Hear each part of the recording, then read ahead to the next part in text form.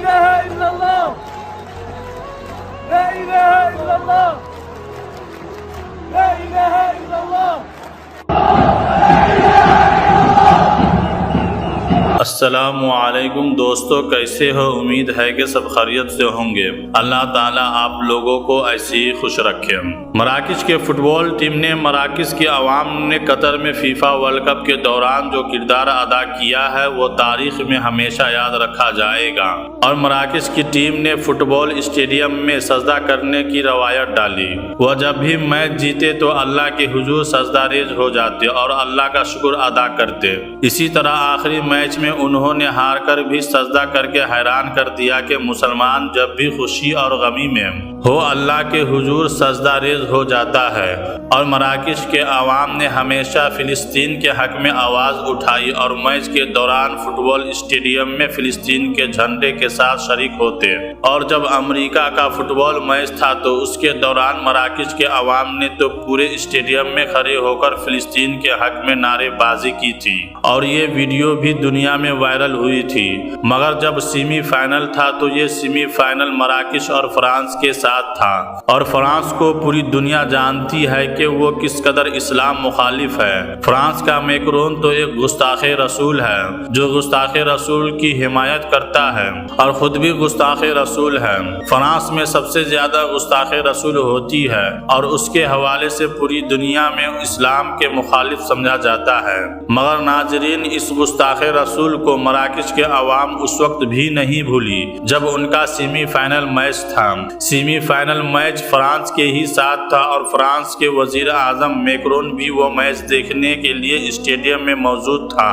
تو جیسے ہی فرانس کا وزیر اعظم میکرون اسٹیڈیم میں داخل ہوا تو پوری مراکش کے عوام کھڑی ہو کر لا الہ الا اللہ محمد الرسول اللہ کے نعرے لگانے لگے، اور انہوں نے الا رسول اللہ کے وہ فلک کشاف نعرے لگائے کہ پورے اسٹیڈیم میں سوائے اس کے اور کوئی آواز سنائی نہیں دیتی تھی۔ پوری عوام کھڑی ہوئی، پورا اسٹیڈیم کھڑا تھا، تو یہ عوام لا الہ الا اللہ محمد الرسول اللہ کے نعرے لگاتی رہی۔ یہ ایمان افروز منظر دیکھیں۔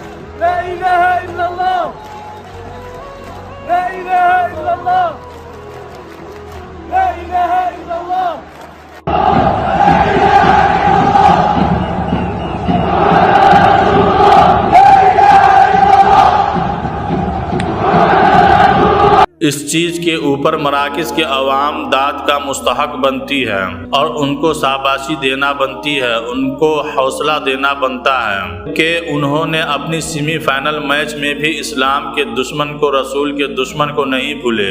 انہوں نے اس کو بھی سبق سکھایا کہ اس کے سامنے رسول اللہ صلی اللہ علیہ وسلم کے نعرے لگا کر، کلمہ طیبہ کے نعرے لگا کر اس کو واضح پیغام دیا کہ ہمارے دلوں میں محبت ہمیشہ کے لیے ہے۔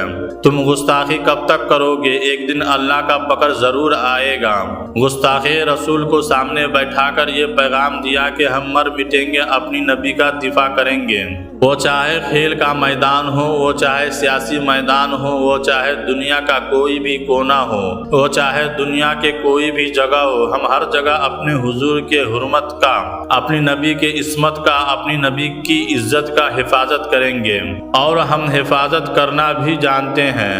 اور یہ مناظر پوری دنیا میں وائرل ہوئی اور مراکش نے ایک کردار ادا کیا، امت مسلمہ کو بھی یہ پیغام دیا کہ ہمیں ہمت اور حوصلہ دکھانا پڑے گا، دنیا کے سامنے ڈٹ کر کھڑا ہونا پڑے گا، دنیا کو پیغام پہنچانا پڑے گا جس طرح باقی یورپین ممالک اپنا پیغام دنیا میں ایک مضبوط آواز کے ساتھ پہنچاتے ہیں اور وہ سب اس آواز کے ساتھ کھڑے ہوتے ہیں۔ اسی طرح مسلمانوں کو بھی چاہیے، کھیل کا میدان ہو چاہے کوئی بھی میدان ہو، اپنا پیغام دنیا تک پہنچانا چاہیے۔ یہ چیز نہیں دیکھنی چاہیے کہ یہ موقع بھی ہے کہ نہیں۔ فرانس کے ساتھ جب میچ تھا تو کوئی شاید کسی نے سوچا بھی نہیں ہوگا کہ مراکش کے لوگ اس طرح کے نعرے لگائیں گے، مگر انہوں نے اپنی نبی کے دشمن کو نہیں بھولے۔ وہ نبی کے دشمن ان کے ذہن میں تھا اور اس سے بدلہ بھی لینا تھا اور اس کو پیغام بھی پہنچانا تھا کہ ہم مسلمان ہیں، ہم اپنے نبی کی حفاظت کرنا جانتے ہیں۔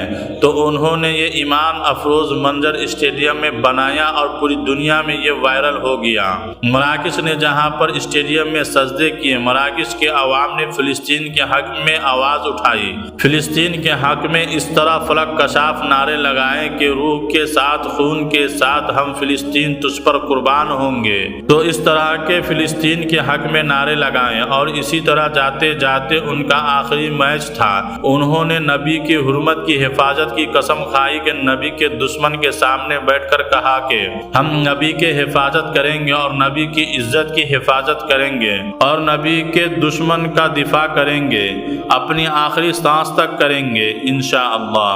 اور ہمارا ویڈیو آپ لوگوں کو پسند آیا ہے تو ویڈیو کو لائک اور چینل کو سبسکرائب ضرور کریں۔ اللہ حافظ۔